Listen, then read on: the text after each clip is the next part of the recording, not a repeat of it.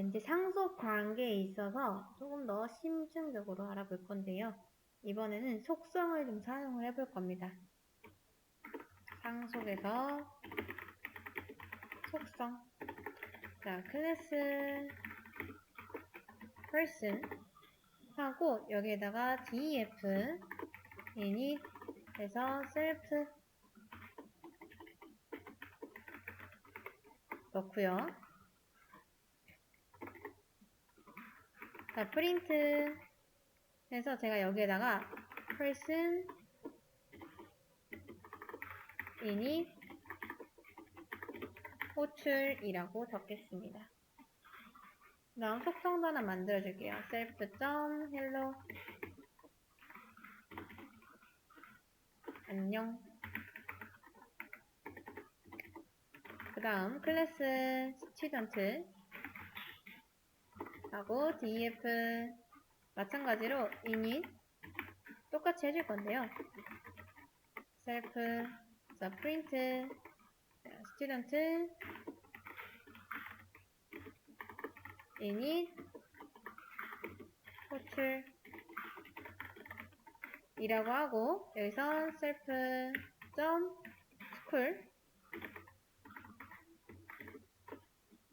우리 코리아 IT니까 코리아 IT라고 하겠습니다. 그 다음 진을 student로 만들고요. print 진.school 호출했을 때 이제 student init 호출이라고 뜨죠. 자, 여기까지 한번 작성해보세요. 일단 잘 나왔죠? 문제 없습니다. 객체를 만들 때 당연히 init이 실행이 되면서 이제 스쿨에 저해한 정보를 세팅을 하죠. 그리고 진으로 student를 통해서 객체 만들고 이제 진.school 했을 때 여기서 세팅한 정보가 나오게 됩니다. 근데 당연히 hello 이런 거 안 되겠죠.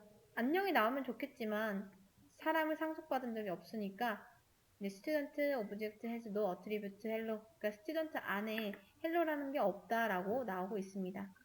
진은 아직 person이 아니니까요. 근데 우리는 상속을 하는 방법을 알고 있습니다. 진을 person으로 만들려면 당연히 학생에서 이제 person을 상속받으면 되겠죠. 그러면 person에 있는 것도 그대로 갖다 쓸 수 있지 않나요? 자, 한번 해보겠습니다. 되나요? 분명 저는 상속을 해줬습니다. 상속을 하면은 이 person에 있는 기능들을 물려받아서 쓸 수 있다라고 했어요. 근데 지금 안 되고 있죠. 분명 상속을 했는데도. 그쵸? 자, 진의 스쿨은 되지만 진의 헬로는 안 됩니다. 지금 보면은 스튜던트 이니 호출하고 코리아 IT까지만 나왔죠. 그럼 여기까지는 문제가 없다는 거예요. 근데 진 헬로도 이론상 가능이죠. 왜? 부모 클래스에 헬로라는 게 있으니까 접근해서 가져올 수 있습니다. 그대로를 물려받은 거죠. 근데 문제는 그런 겁니다. 자, person init이 실행됐다면 요게 나오고 이게 세팅이 되겠죠. 근데 person init이 호출된 적이 없죠. 그 말은 즉슨 뭐다? 아직 person 객체로 뭘 만든 게 없기 때문에 실행이 안 됐다는 거예요. 그럼 실행이 안 되면 무슨 문제점이 있다? 애초에 이 init이라는 건 이 person 가지고 객체를 만들었을 때 init이 자동적으로 실행이 되면서 값들이 세팅되는 거죠. 그쵸? 근데 우리가 init, 그러니까 person 객체를 만든 적이 없기 때문에 속성 값 자체가 아직 세팅이 안 돼서 못 가져오는 겁니다. 그래서 지금 오류 보면은 has no attribute라고 하고 있잖아요. 만들어지지도 않은 걸 출력하려고 하니까 안 되는 거죠. 자, 그래서 잘 보세요. 만약에 여러분이 이 스튜던트가 person의 상속을 받고 진이 school이랑 hello를 둘 다 출력을 하고 싶어 해요. 그럴 때 어떻게 이걸 해결할 수 있냐? 자, 요 init 안에서 슈퍼 init 요렇게 해주시면 됩니다. 그러면 돼요. 보이시나요? 스튜던트 호출하고 person으로 넘어가죠. 그래서 person 호출되고 다음 끝나서 돌아오는데 이제 값까지 세팅이 됐겠죠?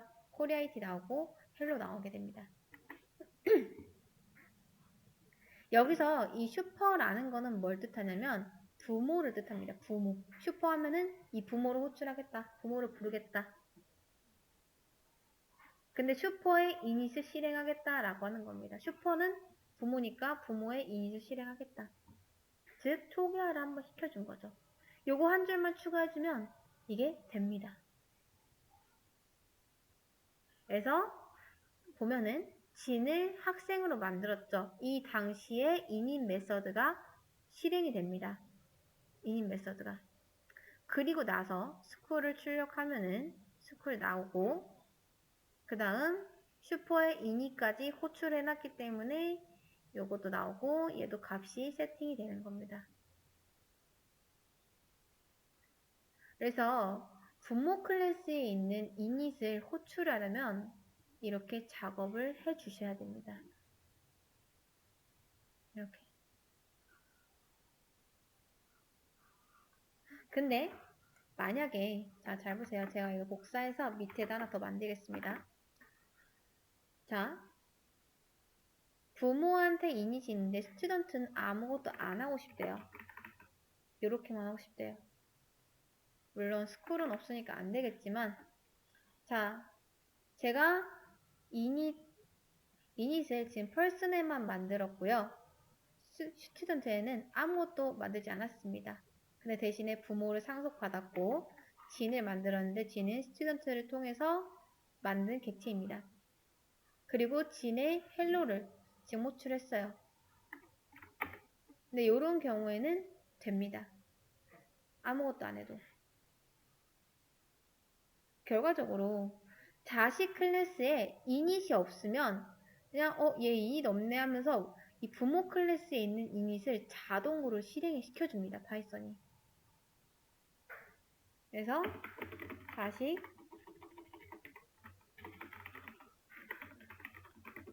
init 메서드가 없다면 부모 클래스의 init을 자동으로 실행한다. 근데 만약에 자식에도 init이 있고 부모에도 init이 있는데 두 개 다 init을 실행시키고 싶을 땐 자식에서 슈퍼를 통해 init을 한번 호출을 해줘야 된다. 그러니까 겹치게 되면 이렇게 호출을 해줘야 되는 거고 안 겹치면 그냥 알아서 이게 실행이 되는 거고 그런 게 있습니다. 자, 그 다음 이런 것도 있습니다. 제가 클래스 person을 만들겠습니다. def hello self 이제 이 클래스 만드는 건 너무 쉽죠? 계속해서 안녕하세요 라고 하고 그 다음 클래스 student 하고 바로 person 그다음 def hello self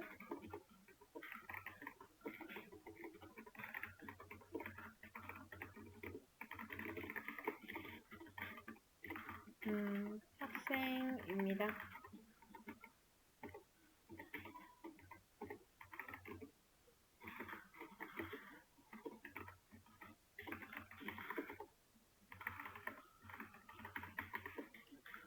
자, 겹치죠? 여러분 한번 쓰고 실행해보세요. 뭐가 나올까요? 안녕하세요가 나올까요? 아니면 안녕하세요 저는 학생입니다가 나올까요? 아니면 오류가 날까요?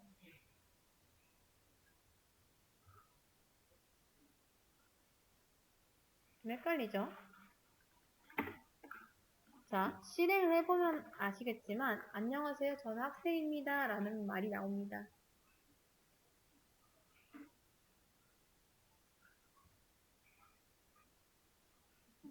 여기서 부모 클래스의 기능은 지금 파이썬이 봤을 때 요렇게 있는 거랑 마찬가지예요.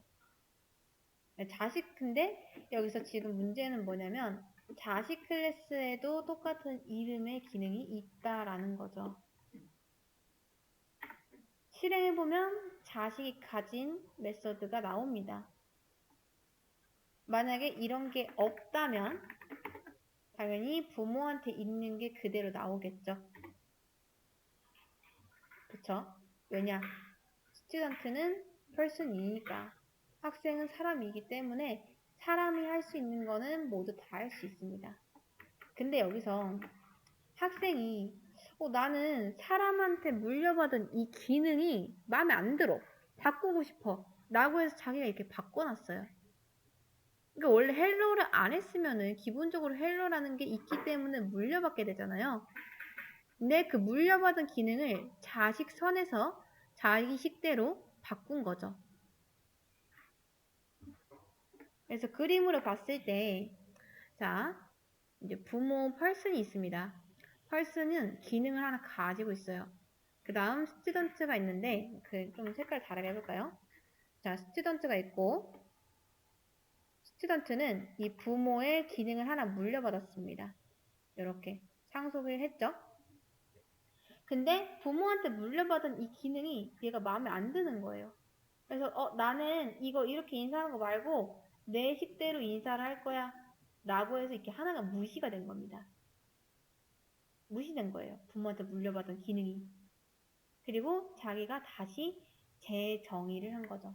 재정의. 이 녀석만의 개성이 생긴 거죠. 이걸 뭐라고 하냐면 이제 메서드 오버 라이딩이라고 합니다. 라이딩. 오버라이드라고도 하고요. 오버라이딩이라고도 하고요. 뭐다? 조금 길게 정리를 해보면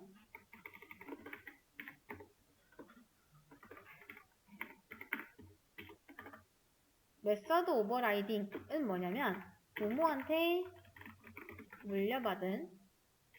부모에게 물려받은 기능을 자식 차원에서 재정의해서 쓰겠다라는 겁니다. 쉽게 말해 뭐 이런 거죠. 재정의. 그래서 이것도 마찬가지로 중복을 피하기 위해 있긴 한 건데 만약에 이 부모 클래스에서 파생된 워커라는 게 있다 해볼게요.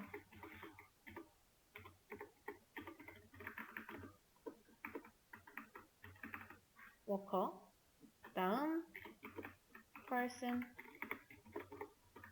패스. 근데 이 워커는 김이 워커입니다.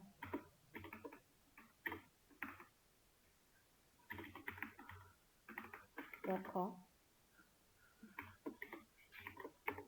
자, 그 다음 김점 헬로를 해요. 자, 김 같은 경우는 부모한테서 물려받은 능력 그대로를 따라하고 있죠. 근데 학생은 그러기 싫대요. 그래서 자기 마음대로 바꾼 거. 물려받은 건 똑같습니다. 이렇게. 근데 요거를 그림으로 그렸을 때 이제 부모가 있고 P 그 다음 여기 있죠. 자, 여기는 워커, 여기는 스튜던트. 그 다음 스튜던트는 부모한테 물려받은 기능을 무시하고 그냥 자기식대로 하나 만든 거고요. 워커는 그냥 그대로 쓰는 거죠. 이렇게.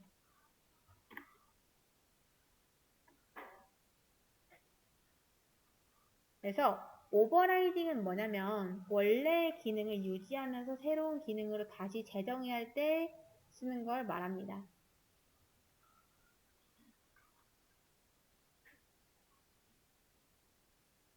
이렇게.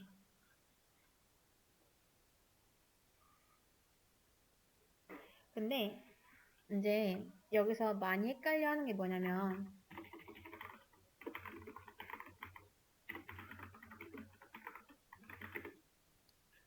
자, 여러분 오버라이딩이 있고요. 오버라이드 똑같습니다. 오버로딩 똑같습니다. 자, 오버라이딩이랑 오버로딩이 있습니다. 근데 각각의 차이점이 좀 있어요. 자, 우선 우리가 방금 봤던 오버라이딩. 상속했을 때 부모 클래스에서 정의한 메서드를 자식 클래스에서 변경하는 것, 재정의하는 것. 자, 오버라이딩은 말 그대로 재정의를 할 때,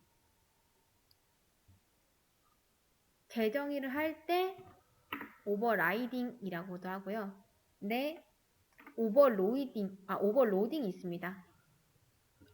네, 다행히 파이썬에서는 오버로딩이라는 거를 정식적으로 지원하진 않는데, 네, 여러분이 나중에 다른 프로그램 언어를 봤을 때 오버로딩이라는 게 있을 거예요. 오버로딩은 뭐냐면, 예를 들어 뭐 파이썬에서는 안 되지만 동일한 이름의 함수를 매개 변수에 따라 다른 기능으로 동작시키도록 하는 거라고 지금 하고 있죠.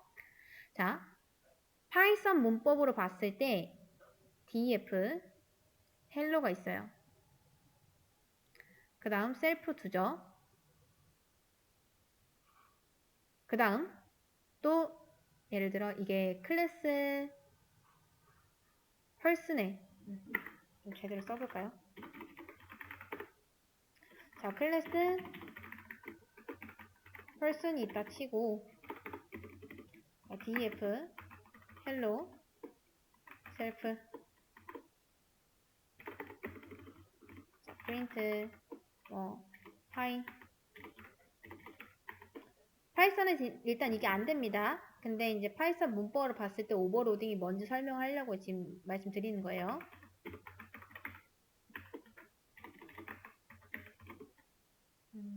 뭐 예를 들어 num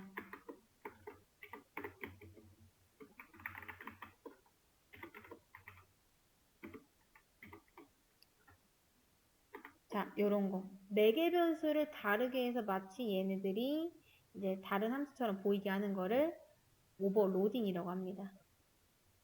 오버로딩.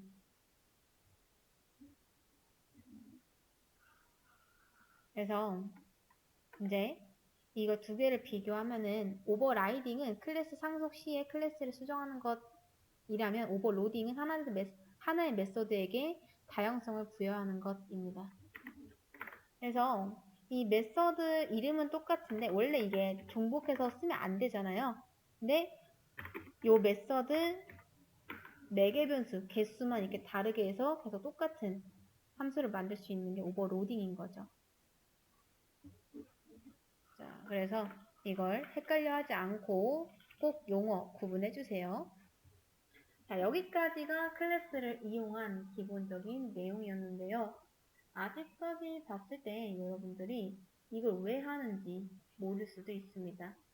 처음 하시는 분들은 이 클래스 부분에서 많이 관두시는데 이제 앞으로 우리가 뭐 문제를 푼다던가 파이썬을 계속 할 거면 필수적으로 사용되는 개념이기 때문에 좀 잘 알고 들어가시는 게 좋습니다.